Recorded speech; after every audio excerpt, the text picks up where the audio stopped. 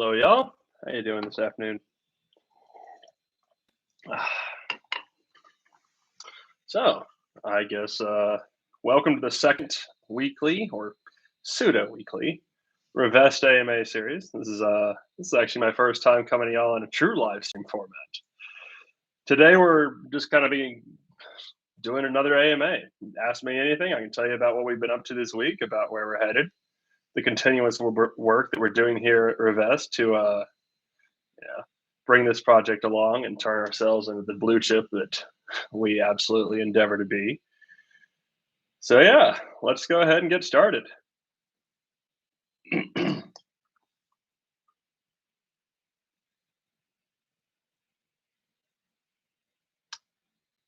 suppose we can go ahead and pull some stuff from the Discord if we need to. We've been doing some interesting stuff this week. I'm just going to ramble in the absence of any actual questions. We have this thing on our oh, hey Jay, how you doing? We got this thing on our roadmap called an NFT Locker.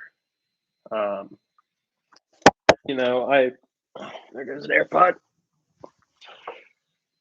I hadn't really thought too much about it until, hey Nikolai, how you doing? Till quite recently. And the other day it struck me, okay,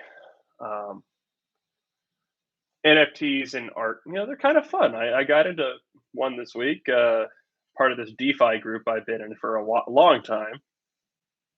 And it's called Lobster DAO. It's a pretty cool place. I just kind of ran with it. The idea that people were asking, "Oh, hey, why can't you lock these things?" I thought to myself, "Oh, this is Revest. We've been talking about having an NFT locker. It's on our roadmap." You're right, Peter. I do enjoy my flannels. I really like plaid, actually. In general, it's a good look. I think I own maybe 3 solid colored button downs.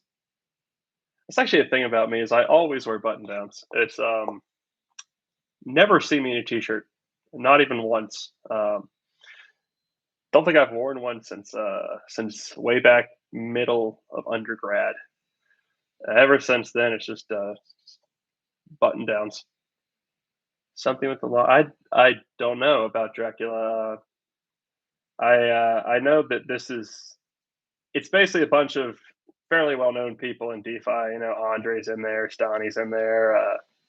People just poke their heads in and say hello, and it's thank you, Peter. I appreciate that.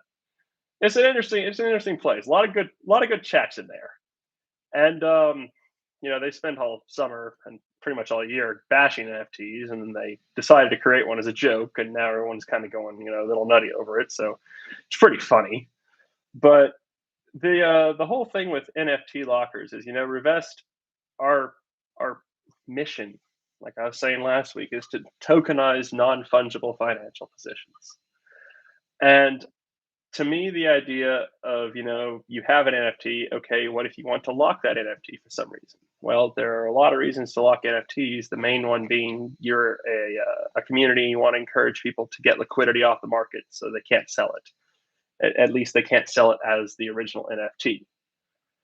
Well, what do?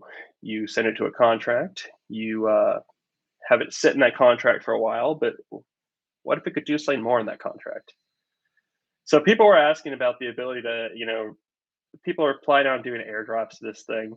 And someone asked me, oh, hey, if we did this, will we still be able to get airdrops?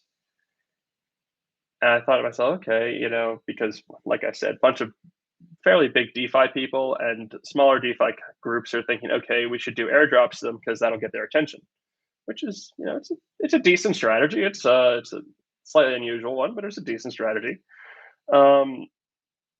So the guy asked, would we still be able to get the airdrops? I thought to myself, you could probably set it up that way. So thought about some more and realized, wait, what if you just, made only the airdrops went to the people who'd locked up their NFTs? Well, that is functionally staking. In fact, when you really think about what staking is just it's taking a concept of locking something and then paying out multiple times, sometimes continuously, to people who've locked it. But really, staking is just continuous airdrops to a selective group of people because they've sacrificed liquidity on their tokens for a time. So I actually started working out yesterday, just felt inspired. And now we've got a contract that we're going to be deploying sometime next few weeks. Got to get it audited, got to get stuff built out. But it's an NFT locker. You can put any ERC 721. 1155s are a bit more complex. It's difficult because there's multiple copies of the same NFT. But you can put any 721 in there, and you can actually basically create a voucher for it. It's locked in there now. You have the voucher, and people can come in externally and distribute any token to people who've locked up that particular 721. So if I have negative entropies of 721, if I have 3 different negative entropies, I can lock them all up, and then someone else could come in and say, I want to airdrop tokens to everyone who's done negative entropy. And they just airdrop those tokens automatically, single transaction. No need to build a Merkle root, no ridiculous, crazy, complicated deployments of your own contracts, just one click.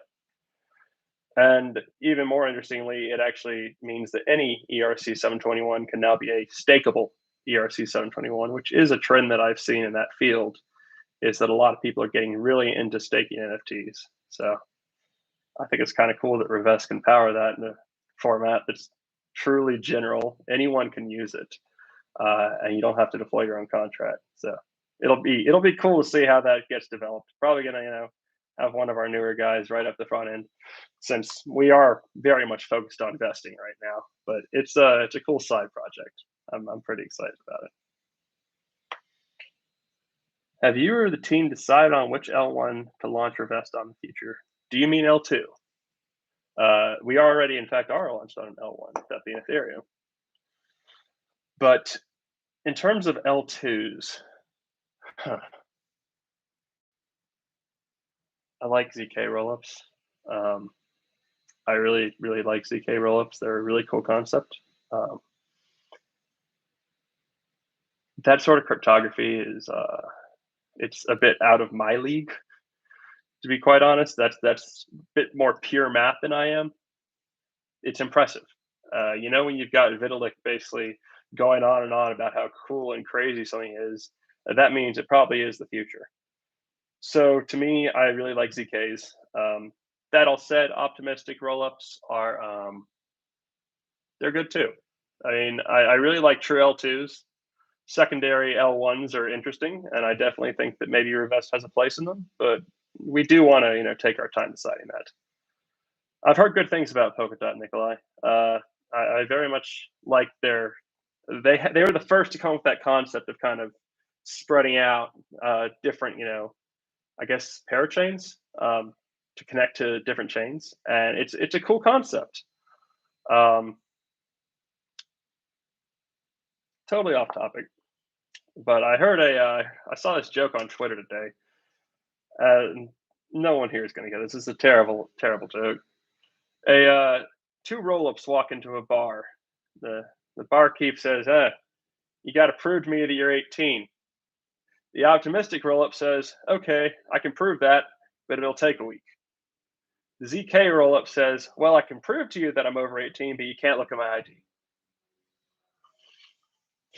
And congratulations, if you got that joke, you spent way too much time in cryptocurrency.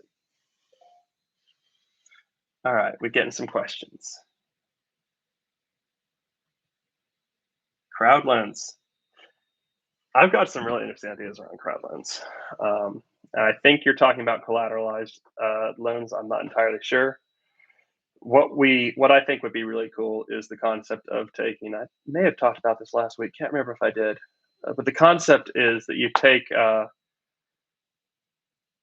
certain amount of collateral, say DAI, and you lock it up in an FNFT, and you use that as kind of the collateral on a loan. So similar to what Aave does with pools, but with NFTs instead. You have to find an individual loaner, of course, which is a bit more difficult. You could do it in a pseudo pool system where the pool gives you the loan and your collateral is stuck into an FNFT, which then someone else could maybe buy from the pool and have the rights to liquidate it. I think that having these packages of collateral be sellable on a secondary market would be really innovative because if you have that kind of a solution, then suddenly people who have a good reputation for eventually paying off their loans, well, they might get longer grace periods. You might be able to have someone who buys like this debt. It's not debt, pseudo debt from someone, and then they could deal on that debt. Debt's a huge market, and I very much think that FNFTs would have a very important position in being able to act as the rights to liquidate a loan if its health falls below a certain threshold. I think if you had a market that was selling that, it'd be absolutely insane. I definitely think we can fit in there.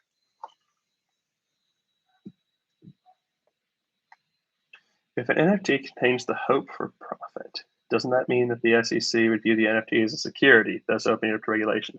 The eternal regulatory question. So I'm an OG Bitcoiner. Kind of. I'm not like OG, but I've been around for a while. So I don't like the whole regulatory scene to begin with. Just being completely honest. But we at Revest are committed to complying with what we need to. And we actually looked into this. It turns out that because we are, here's the logic we've got. We as Revest are not security. The FNFTs, they're not. What we're doing is we're not selling securities. If someone were to put something that the SEC considers to be a security, like those oil futures that got knocked off Uniswap, into an FNFT, that FNFT would then technically, by some arguments, be a security. However, we, as the Revest protocol, we're not actually selling anyone that security. We're selling them a wrapper. So it's kind of like if I were to sell, I'm a manufacturer and I create safe deposit boxes and I sell John Smith a safe deposit box. And John puts a bunch of Microsoft stock in there, and then he turns around, he sells the key to Will Scott. And that transaction, the selling of that key, that is technically, by some arguments, a securities transaction. However, no one in their right mind would turn around and say that the manufacturer of the safe deposit box was dealing in securities. So that is what Revest is. We manufacture the safe deposit boxes.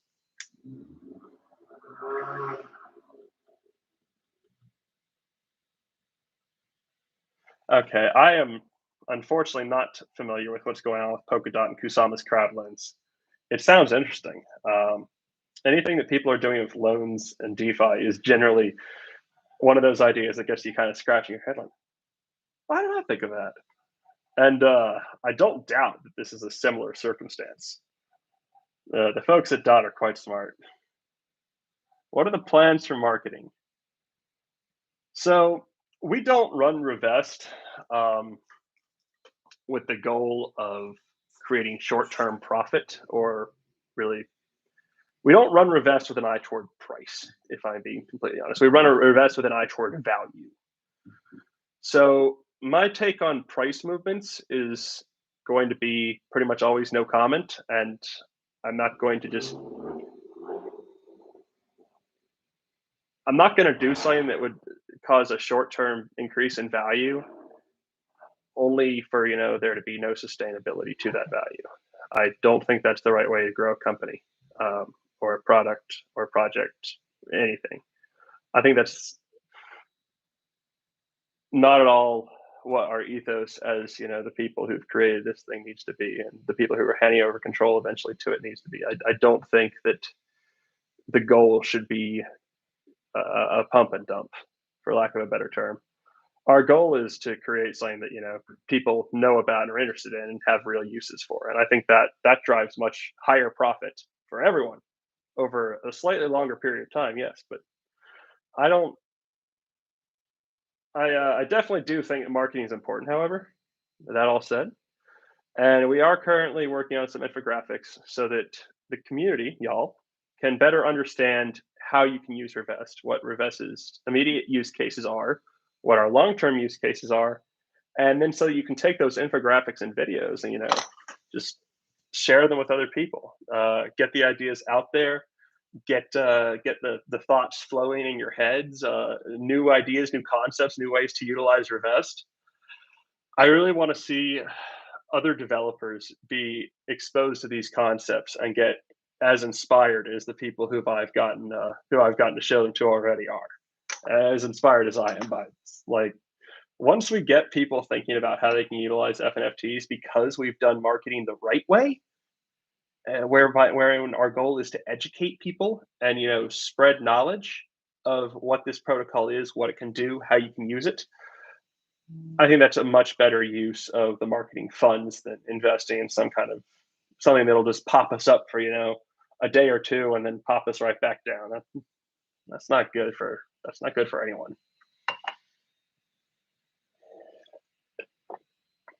Ramin, yes, increasing staking is always a good thing, and the best way to increase staking is also to increase revenue. So it is a benevolent feedback loop. The better we do, the more is staked, and it feeds into itself. So I definitely I like our revenue model. It was I came up with it, and then we all just kind of worked to sharpen it into something that really worked. I'm proud of what we put together. Don't love it when projects solely retain revenue rights, and then the staking systems are basically just big Ponzi's. It doesn't feel sustainable to me because, yeah, it just doesn't feel sustainable. What can we use X Fund in the when can we use? Well, one, you could lock X Fund in there right now. Actually, that's totally doable. We have Oracle plans with the unification team. We're working on it. We'll have an announcement that's ready. It's not quite ready yet, but there's some stuff in the works.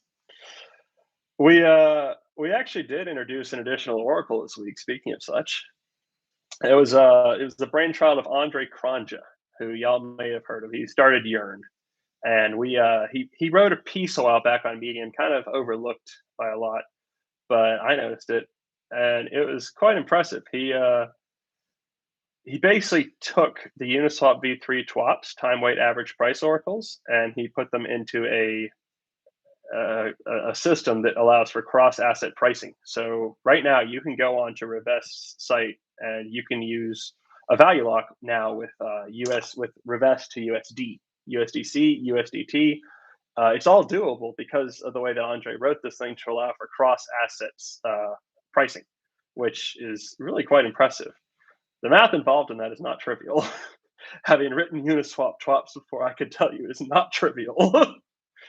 So we basically just kind of set up an interface between his existing on-chain system and our system, and we deployed it, and it's working great. I'm very impressed by what Andre's done. Told him as much. Okay. Just tried to single stake and mint. Yes, gas right now. Take a look. My favorite website for gas now is going down because China outlawed Ethereum. It's honestly a shame. Are they actually finally down? Oh no, it was today. I knew they were going to die today. It looks like they've actually formally died now. Where is? Let's take a look. Ethereumprice.org/gas. Yeah, gas is high. I'd recommend you wait until gas is around 50 Gwei. That's usually a fairly reasonable price. FNFTs are expensive to mint, however. You are doing a bunch of storage operations on the blockchain. So we are planning to deploy on an L2 at some point to address that. However, it is simply one of the downsides of doing business is that NFTs are expensive. That's you're doing storage operations. You're not altering a single variable like with a ERC20 swap, and so that's the unfortunate consequence of such. Just drawback of Ethereum. I'm looking forward to 2.0 for that exact reason. It'll help fix a lot of these problems.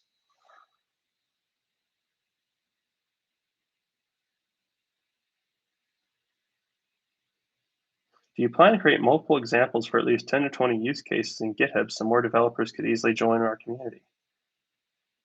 Interesting. And yeah, Nikolai, to answer that question there, I did a ton of optimizations for these contracts.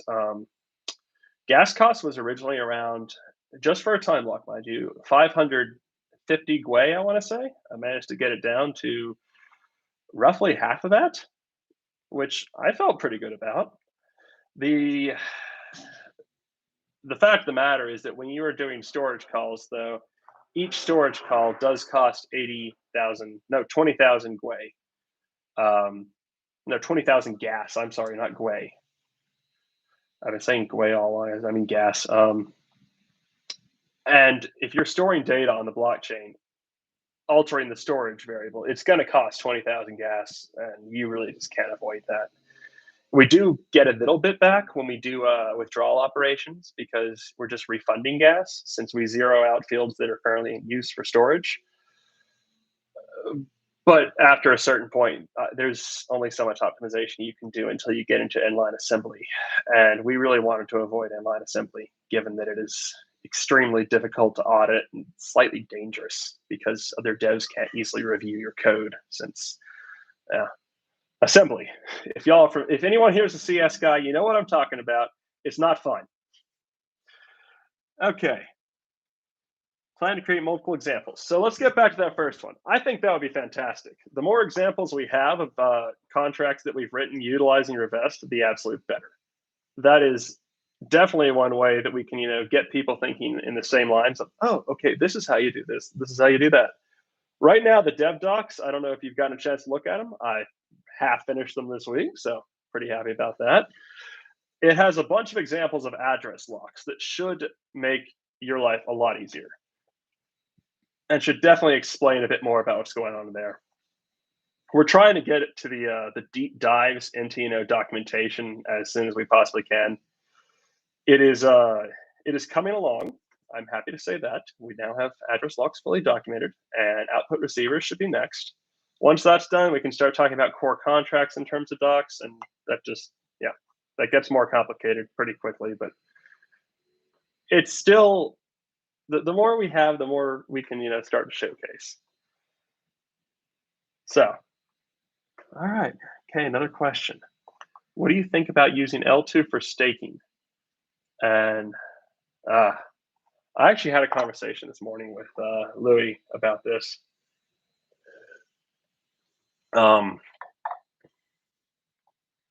It's sorry, I got a call. It's difficult to do L2 for staking. It's difficult to get Revest on other chains because of the way our fee mechanics work. Our fee mechanics are ultimately designed to use that singular system. So there's the FFTs on the Ethereum network, and they are aware of what is staked on Ethereum. If you go L2 for staking, you have to build in awareness of something that's on another chain to the L1 network. And it's extremely difficult to do that because you'd have to redeploy the staking contract, which is extremely expensive to do. You'd have to somehow communicate between the two chains in a reliable manner. You'd have to have our token on both chains, which is another thing. You have to set up a bridge. You have to set up a bridge for the staking FNFTs, that's literally the setting up a bridge for FNFTs between chains, which is honestly something I'd like to avoid. I don't like having a bridge. It's something we could do, but I don't think our L2 solutions will start off with bridging. I think it's a bit much, to be honest. For a bridge to be effective, you got to be really careful. If it's not effective, you end up with some horrible exploits, and we've seen a lot of that in DeFi. And to be quite honest, bridges kind of scare me. Don't think it's something you should do lightly as a developer. Use Polkadot. I'm interested in figuring out how I could use Polkadot in that way. That definitely does interest me. Avoid all these issues, and gas will be better. Hey, if Polkadot's got an out-of-the-box solution to these problems, I'd love to hear it. The situation remains, though, that doing anything with the staking system right now does mean probably a redeployment of the staking contract, and that's Not at all pleasant. That would cost probably about 10 Ethereum to effectively do, uh, which is it's not great use of funds. All right. Also happy to answer questions about what I've been up to personally, how things are going. We can get more into the weeds on Revest. AMA, go ahead.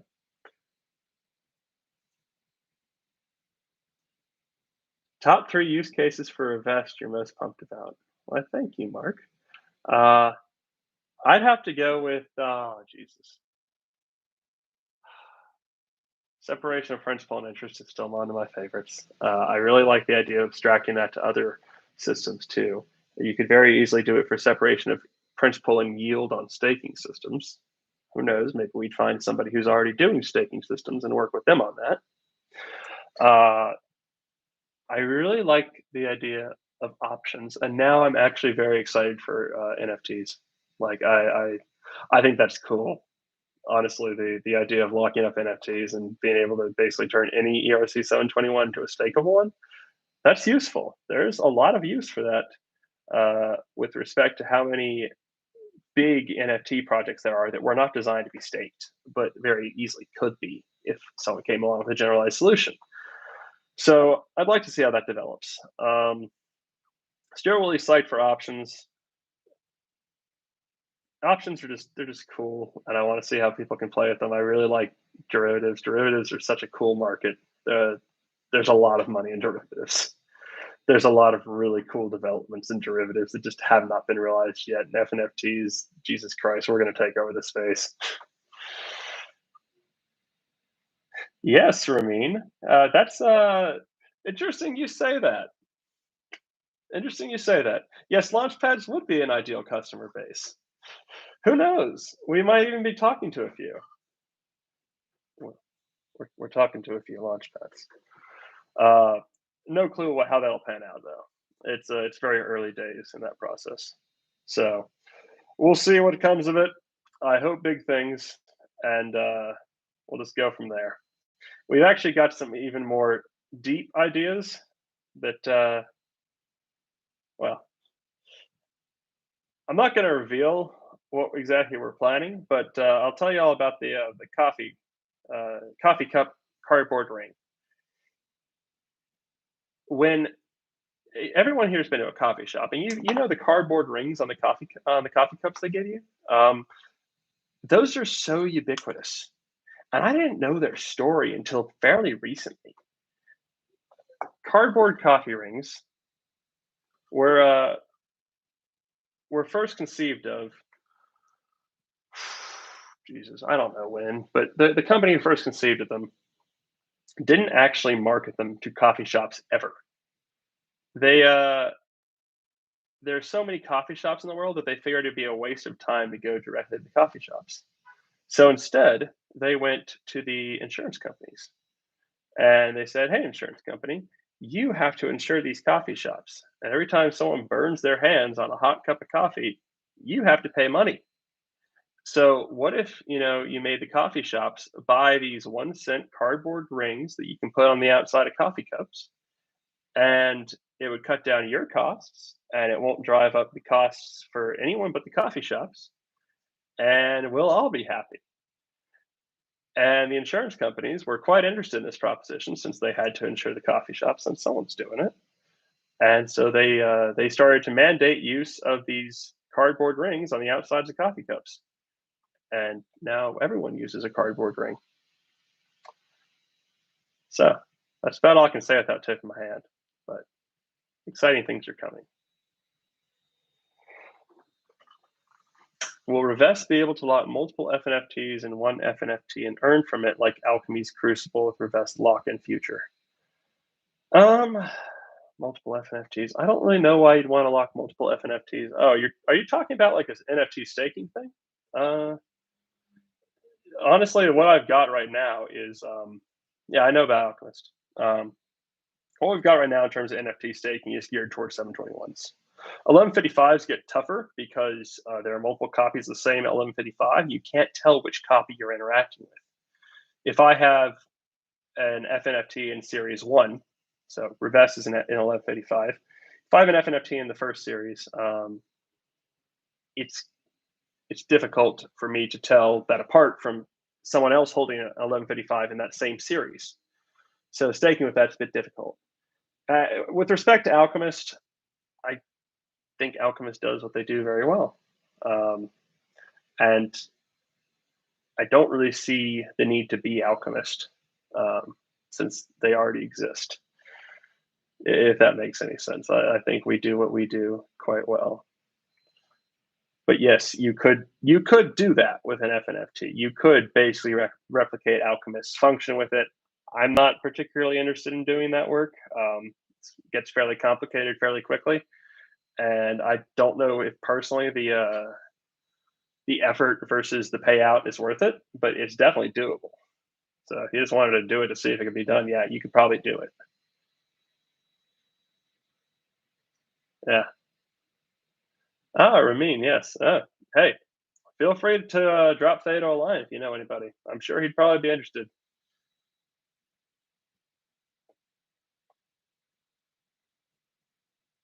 Well, I mean, I don't know entirely what you mean by our Crucible, JL. We we aren't Alchemist. You know, FNFTs are not just about staking. I'm gonna take the opportunity. I've been seeing a lot of people get kind of confused as to what FNFTs are. So I'll tell you exactly. The staking FNFTs are only for Revest. If you lock up tokens in an FNFT, you will only receive rewards if you have used a staking FNFT at app.revest/staking, app.revest.finance/staking. So if you just lock your tokens into an FNFT expecting to get some kind of rewards, this is not Alchemist. This is not a staking program. You're not going to get rewards. You're just going to have your tokens locked for a period of time.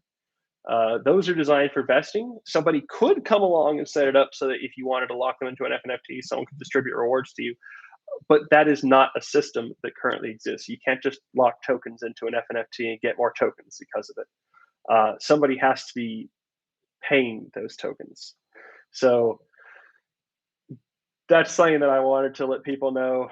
You know, you can lock any token into an FNFT, but if you just lock it into it like a normal token, it'll just be locked. And you just won't have access to it for however long you've locked it. It's not just a staking system by default. The staking FNFTs are staking FNFTs for Revest tokens and Revest LP tokens, but that's just those two tokens. If somebody else wants to expand the system, sure, they can go ahead.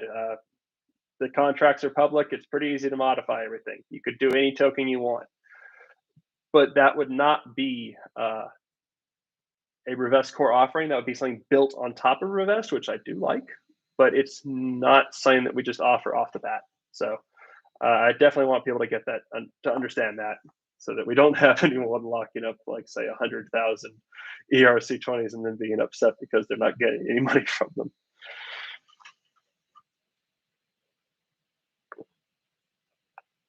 What other chains? So yeah, Peter, we are definitely looking into multi-chain this quarter. Deployment of multi-chain is something we'd like to do at the beginning of next year. So we really want to see how things shake out with the real L2s coming online right now. A Polygon they're good. They're just a plasma sidechain though. They're not an actual L2. L2 in the truest sense is something like Arbitrum or Optimism running purely on top of Ethereum that just bridges back to the Ethereum network. So we're very interested to see how that works out. There's a lot of people doing ZK rollups right now. Those are interesting. Those are very interesting because they can actually move things between chains without a ridiculously long waiting time, which is one of the problems of rollups. I mean, optimistics. So we're seeing how the lay of the land is. Let me put it that way, and then we'll probably go on from there. But all right, I think that's about what we've got time for today. If there are any other questions, we can end off with one. But beyond that, it's been great talking to y'all. We're going to try to start doing bi-weekly Medium posts on what we've been up to, so you guys are aware. Hopefully, we'll definitely keep trying to do these AMAs because they are honestly a good time. I enjoyed talking with y'all. All right. Looks like we are good for now. So I'll go ahead and end this. And you guys have a fantastic weekend. I will talk to you soon. And been a pleasure as always. Take care.